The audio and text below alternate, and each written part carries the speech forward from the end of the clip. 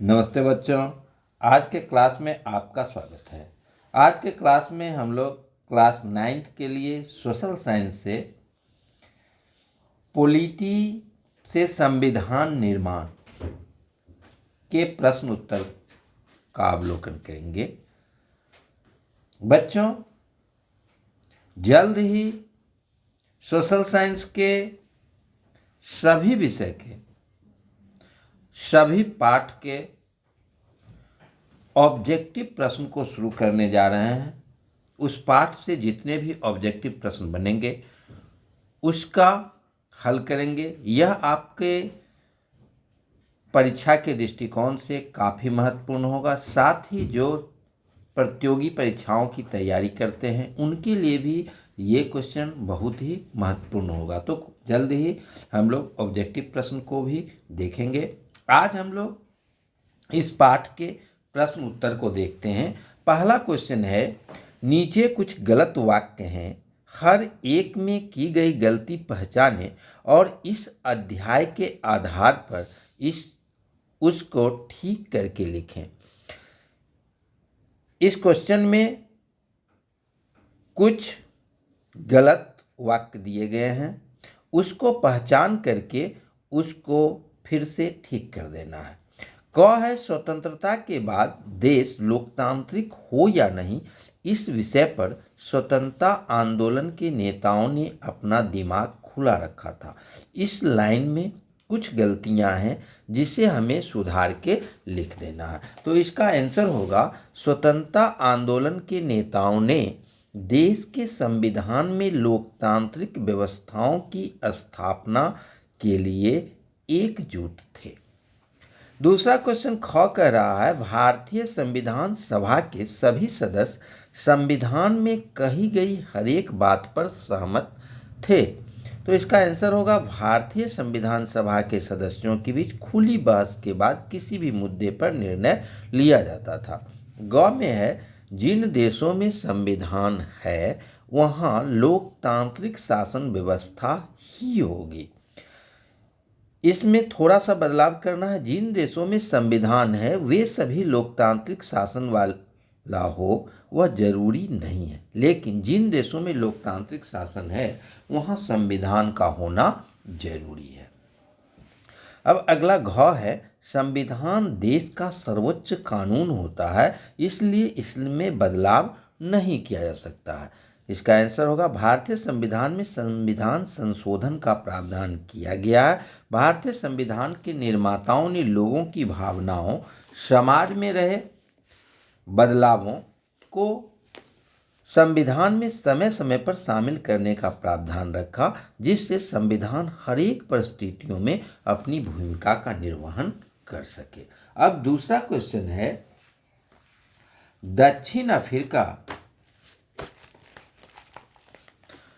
दक्षिण अफ्रीका का लोकतांत्रिक संविधान बनाने में इनमें कौन सा टकराव सबसे महत्वपूर्ण था? इसमें से एक चुनना है जो सही है। क में है, दक्षिण अफ्रीका और उसके पड़ोसी देशों का। ख में है, स्त्रियों और पुरुषों का। ग में है, गोरे अल्पसंख्यक और अश्वेत बहुसंख्यकों का। और घ में है, रंगीन चमड़ी वाले बहुसंख्यकों और अश्वेत अल्पसंख्यकों का। तो इसमें सही विकल्प है गोरे अल्पसंख्यक और अश्वेत बहुसंख्यकों के बीच टकराव था। तो इसका 2 का हो जाएगा ग। अगला क्वेश्चन है, 3, लोकतांत्रिक संविधान में कौन सा प्रावधान नहीं रहता है? क में है, शासन प्रमुख के अधिकार। ख में है, शासन प्रमुख का नाम। ग में है, विधायिका के अधिकार। और घ में है, देश का नाम। तो 3 में जो है ख हो जाएगा, शासन प्रमुख का नाम। तो इसमें ख पर टिक लगा देना है। अब चौथा कहता है, संविधान निर्माण में इन नेताओं और उनकी भूमिकाओं का मेल बैठाएं। इसमें चौथा में मिलाना है, मोतीलाल नेहरू, इन्होंने 1928 में भारत का संविधान बनाया था। तो इसको मिला देना है, मोतीलाल नेहरू 1928 भारत का संविधान का निर्माण। दूसरा, ख को है बी आर अम्बेडकर प्रारूप कमेटी के अध्यक्ष थे, तो इसको इससे मिला देना है। 3 में है ग में राजेंद्र प्रसाद, यह संविधान सभा के अध्यक्ष थे, तो इसको मिला देना है 1 से, संविधान सभा के अध्यक्ष। और घ में है सरोजिनी नायडू, ये संविधान सभा की सदस्य थी, तो इसको संविधान सभा के सदस्य से मिला देना। अब अगला क्वेश्चन है, जवाहरलाल नेहरू की नियति के साथ साक्षात्कार वाले भाषण के आधार पर अग्रलिखित प्रश्नों का जवाब दें। इसमें जो उन्होंने भाषण दिया था उसके आधार पर प्रश्न बनाया गया है और उसके आधार पर आप लोगों को आंसर देना है। अब पहला क्वेश्चन कहता है, नेहरू ने क्यों कहा कि भारत का भविष्य सुस्ताने और आराम करने का नहीं है? इसका आंसर होगा, भारत की तत्कालिक परिस्थितियों को देखकर नेहरू जी ने उपर्युक्त कथन कहा। उस समय भारत अनेक समस्याओं से जूझ रहा था, अर्थात जिस समय भारत आज़ाद हुआ उस समय भारत अनेक समस्याएं भारत में विद्यमान थी। इन समस्याओं के समाधान के लिए कठिन परिश्रम आवश्यक है। ख है, नए भारत के सपने किस तरह विश्व से जुड़े हुए हैं? तो इसका आंसर होगा, स्वतंत्रता प्राप्ति के बाद भारत का नए भारत के रूप में मानव बंधुता, समानता, सौहार्दता के सहारे विश्व से जुड़े हैं। ग में है, वे संविधान निर्माताओं से क्या शपथ चाहते थे? इसका उत्तर होगा, जवाहरलाल नेहरू संविधान निर्माताओं से यहाँ के नागरिकों के अधिकार तथा स्वतंत्रता की शपथ चाहते थे। अब छठा क्वेश्चन है, हमारे संविधान को दिशा देने वाले ये कुछ मूल्य और उनके अर्थ हैं, इन्हें आपस में मिलाकर दोबारा लिखिए। यानी कि इसमें भी मिलाना है। संप्रभु, इसको मिला देना है, फैसले लेने का सर्वोच्च अधिकार लोगों के पास है। ख में है गणतंत्र, इसको 3 से मिला देना है, शासन प्रमुख एक चुना हुआ व्यक्ति है। ग में है बंधुत्व, इसमें 4 लोगों को आपस में परिवार की तरह रहना चाहिए। और घ है धर्मनिरपेक्ष, सरकार किसी धर्म के निर्देशों के अनुसार काम नहीं करेगी। अब 7वां क्वेश्चन है, इसमें एक प्रश्न है जो नेपाल से संबंधित है और उसके आधार पर अपने मित्र को एक पत्र लिखना है। क्वेश्चन इस प्रकार है, कुछ दिन पहले नेपाल से आपके एक मित्र ने वहाँ की राजनीतिक स्थिति के बारे में आपको पत्र लिखा था। वहाँ अनेक राजनीतिक पार्टियाँ राजा के शासन का विरोध किया। उनमें से कुछ का कहना था कि राजा द्वारा दिए गए मौजूदा संविधान में ही संशोधन करके चुने हुए प्रतिनिधियों को ज़्यादा अधिकार दिए जा सकते हैं। अन्य पार्टियां नया गणतांत्रिक संविधान बनाने के लिए नई संविधान सभा गठित करने की मांग कर रही थी। इस विषय में अपनी राय बताते हुए अपने मित्र को पत्र लिखे। तो इसके आधार पर आपको अपने मित्र को पत्र लिखना है, जिसमें ये बताना है कि नेपाल में किस तरह से संविधान का निर्माण हुआ और किस तरह से वहाँ पर लोकतांत्रिक व्यवस्था लागू हुई, इसके बारे में आपको लिखना है। तो यहाँ पर जिस प्रकार आप लोग पत्र लिखते हैं उसी तरह से लिखेंगे, प्रिय मित्र नमस्ते, तुम्हारा पत्र मिला। इस पत्र के माध्यम से तुमने नेपाल की राजनीतिक स्थिति के बारे में बताया है। वहाँ की राजशाही शासन प्रणाली नेपाल के लोगों की आकांक्षाओं को पूरा करने में अक्षम है तथा वहाँ के लोगों का दमन किया जा रहा है। भारत में भी लोकतंत्र की स्थापना की ब्रिटिश हुकूमत से लंबा संघर्ष करना पड़ा। लंबे संघर्ष के पश्चात लोकतंत्र की स्थापना हुई। इसी प्रकार वहाँ भी संघर्ष के बाद लोकतंत्र की स्थापना होगी और लोगों का अधिकार तथा स्वतंत्रता मिल सकेंगे, जिससे लोगों का सर्वांगीण विकास संभव हो सकेगा।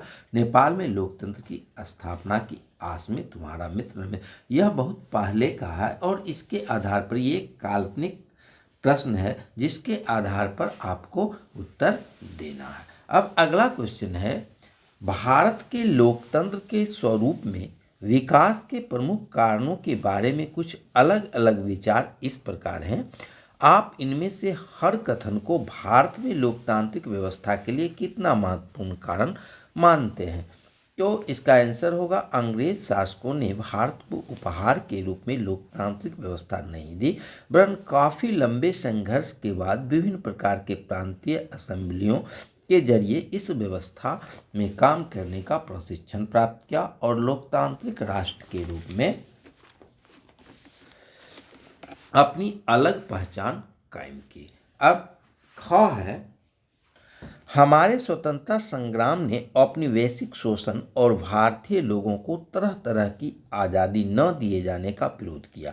ऐसे में स्वतंत्र भारत के लोग को लोकतांत्रिक होना ही था। इसका उत्तर होगा, स्वतंत्रता संघर्ष के दौरान औपनिवेशिक शासक ने भारतीय लोगों को तरह तरह की यातनाएं दी गई। लंबे संघर्ष के बाद स्वतंत्रता की प्राप्ति हुई और लोकतंत्र की स्थापना हो सकी। अब ग है, हमारे राष्ट्रवादी नेताओं की आस्था लोकतंत्र में थी। अनेक नव स्वतंत्र राष्ट्रों में लोकतंत्र का न आना हमारे नेताओं की महत्वपूर्ण भूमिका को रेखांकित करता है। इसका उत्तर होगा, हमारे राष्ट्रवादी नेताओं की आस्था पूरी तरह लोकतंत्र में थी, इसलिए नव स्वतंत्र राष्ट्रों में अधिकांश राष्ट्रों ने लोकतंत्र को अपनाया, जो हमारे नेताओं की महत्वपूर्ण भूमिका को रेखांकित करता है। अब 9वां क्वेश्चन है, निम्नलिखित कथनों पर विचार कीजिए, क्या आप उनसे सहमत हैं? अपने कारण बताइए। इसमें जो कथन दिए गए हैं उस कथन से आप सहमत हैं या नहीं वो लिखना है, और अगर सहमत हैं या असहमत हैं तो उसके बारे में कारण बताना है। क है, संविधान के नियमों की हैसियत किसी भी अन्य कानून के बराबर है। अब इसमें जो है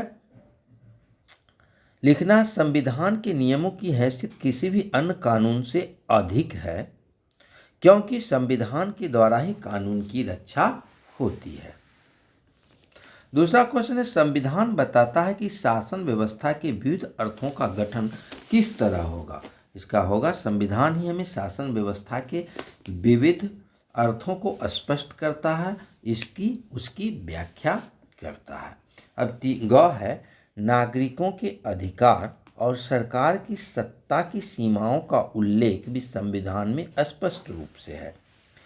तो संविधान के द्वारा नागरिकों के अधिकार और सत्ता की सीमाओं को स्पष्ट रूप से उल्लेख होता है, क्योंकि उसमें टकराव की संभावना खत्म हो जाती है। अब घ है, संविधान संस्थाओं की चर्चा करता है, उसका मूल्यों से कुछ लेना देना नहीं है। तो संविधान का मूल्यों से प्रत्यक्ष संबंध होता है, जो संस्थाओं के द्वारा संरक्षित होता है।